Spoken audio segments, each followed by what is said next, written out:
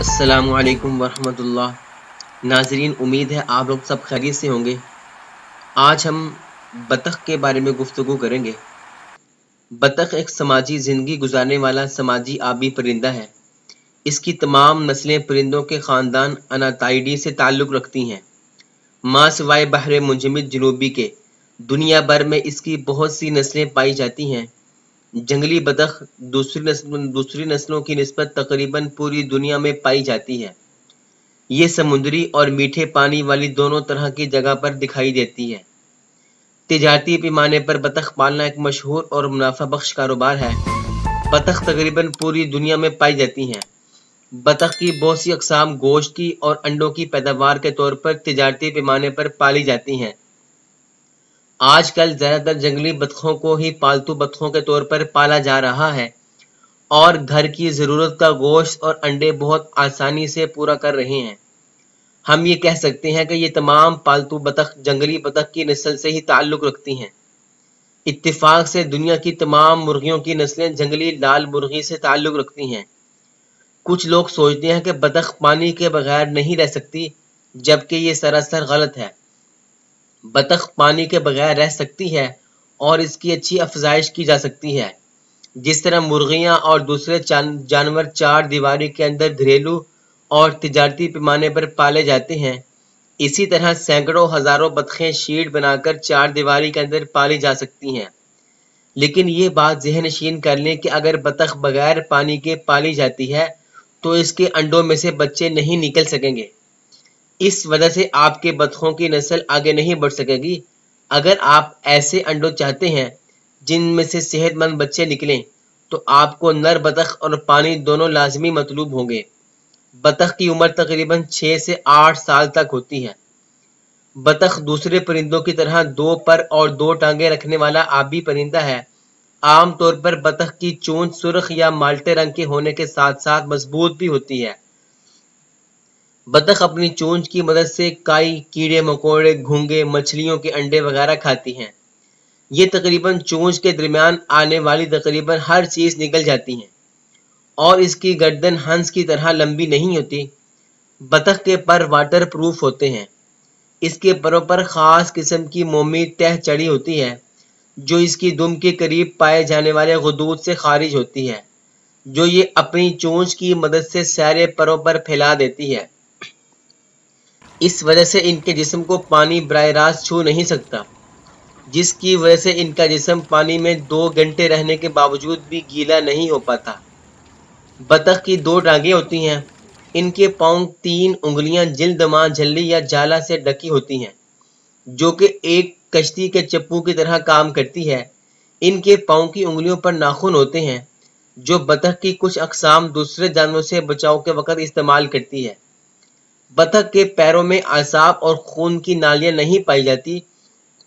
اس وجہ سے یہ زمین کے ذریعے پہنچنے والی گرمی یا سردی کو محسوس کرنے کے قابل نہیں ہوتی۔ مرغیاں سارا دن انڈے دیتی ہیں، لیکن بطخ صرف رات کے وقت یا صبح صادق کے وقت ہی انڈے دیتی ہے۔ اس لیے اپنی بطخوں کو تقریباً صبح کے 9 بجے سے پہلے کھولا نہ چھوڑا جائے۔ بطخ کھانے کے قابل تقریباً ہر چیز کھا جاتی ہے۔ آپ اپنی بطخ کو مرغی کی طرح دانہ وغیرہ دے سکتے ہیں۔ کچھ بطخیں کی نسلیں زیادہ مرغیوں سے زیادہ انڈے دینے کی صلاحیت رکھتی ہیں۔ اس لیے ایسی بطخوں کے لیے آپ کو ان کا خیال رکھنے کے ساتھ ساتھ ان کی متوازن خوراک کا خیال رکھنا بھی ضروری ہوگا۔ آپ کو ان کی خوراک میں غذائیت سے بھرپور غذا دینے کی ضرورت ہوگی۔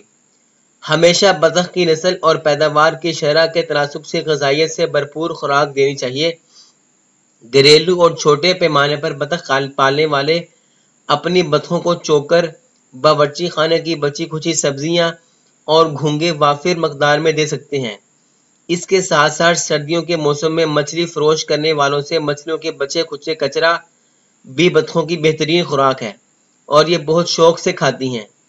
یہ بات ذہن نشین کر لیں کہ بطخ روزانہ کی بنیاد پر بہت زیادہ خوراک کھاتی ہے۔ اگر آپ بطخ کو گوشت کی پیداوار یا انڈے حاصل کرنے کے لیے پال رہے ہیں تو آپ کو ان کو ایک عمدہ اور غذائی سے بھرپور متوازن خوراک دینی ہوگی۔ بطخ کے انڈے اور گوشت کا کاروبار بہت لوگ کر رہے ہیں، کیونکہ زمانہ قدیم سے دنیا بھر میں لوگ بطخ کے انڈے اور گوشت کو شوق سے کھانا پسند کرتے ہیں کچھ علاقوں میں لوگ مرغی کے انڈے اور گوشت کی نسبت بطخ کے انڈے اور گوشت زیادہ پسند کرتے ہیں۔ بطخ کے انڈے مرغی کے انڈے سے جسامت میں قدرے بڑے ہوتے ہیں۔ کچھ علاقوں میں بطخ کے انڈے اس کے گوشت کی نسبت سے زیادہ شوق سے کھائے جاتے ہیں۔ تاہم بطخ کے انڈوں اور گوشت کو منڈی یا لوکل طور پر اپنے علاقوں میں فروخت کرنا کوئی مشکل کام نہیں ہے۔ دنیا بھر میں بطخ کی بہت سی نسلیں پائی جاتی ہیں، لیکن ان میں سے چند ایک ہی تجارتی پیمانے پر پالنے کے لیے موزوں ہیں۔ ان میں سے کچھ انڈوں کی پیداوار کے لیے اور کچھ گوشت کی پیداوار کے لیے موزوں اور بہترین ہیں۔ ناظرین، یہ بطخ جو ہے دنیا کے اکثر پرندے اپنا گھونسلہ بناتے ہیں، اسی طرح بطخ کا جوڑا اپنا گھونسلہ بناتا ہے۔ مادہ بطخ اپنے سینے سے ملاتم پروں کو نکال کر گھونسلے کے فرش پر بچھا دیتی ہے تاکہ انڈوں کو دھکوں سے اور آپس میں زیادہ زور سے ٹکرانے سے محفوظ رکھ سکے۔ اس کے پروں کی فطری خصوصیت کی وجہ سے گھونسلے میں گرمی برقرار رہتی ہے۔